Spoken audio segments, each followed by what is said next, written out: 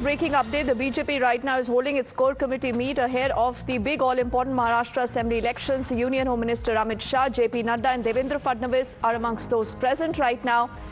The elections, remember, are expected to be announced any day now. We also have our colleague Himanshu who's joining us live. Himanshu, क्या तैयारी है भाजपा की, और ऐसे में जब सबकी निगाहें हैं कि महाराष्ट्र में क्या होगा, 288 सीटें हैं और कहा यह गया था कि हरियाणा के बाद अगली बड़ी जीत भाजपा महाराष्ट्र में जीत करने की तैयारी में लग गई है।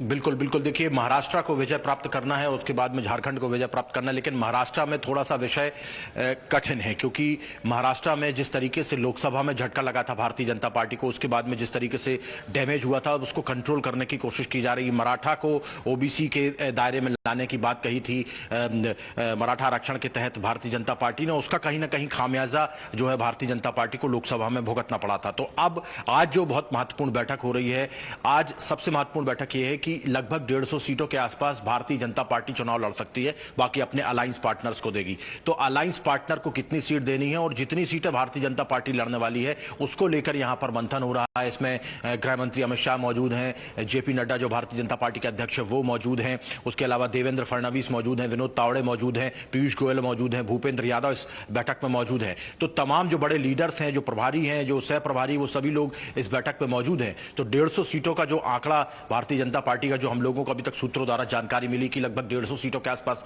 बीजेपी लड़ेगी, उन सीटों पर चर्चा होगी। उसके अलावा गठबंधन के कितनी सीटें देनी उसको लेकर चर्चा होगी। और सबसे बड़ी बात यह है कि जो पिछली बार डैमेज हुआ था उसको किस तरीके से कंट्रोल किया जाए। अभी हमने कुछ दिन पहले ही देखा कि महाराष्ट्र सरकार ने एक प्रतिवेदन भेजा था केंद्रीय बैकवर्ड कमीशन को कि लगभग 15 ऐसी जातियां जिन्हें ओबीसी में शामिल किया जाना चाहिए। तो उन जातियों की अनुशंसा जो है वो की गई थी और बैकवर्ड कमीशन की तरफ से भी जो 15 जातियां हैं उनको शामिल करने की बात कही गई है। तो निकट भविष्य में वो 15 जातियां भी ओबीसी की कास्ट में उनकी गिनती होने लगेगी। तो जहां जहां डैमेज हुआ है उसको कंट्रोल करने की पूरी कवायद चल रही है भारतीय जनता पार्टी की।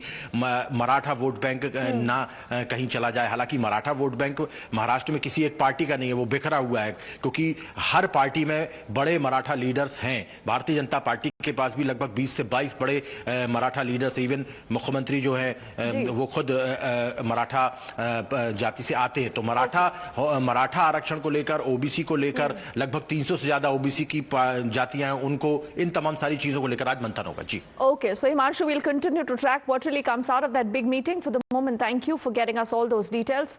Heading into a quick break. On the other side, back with lots more.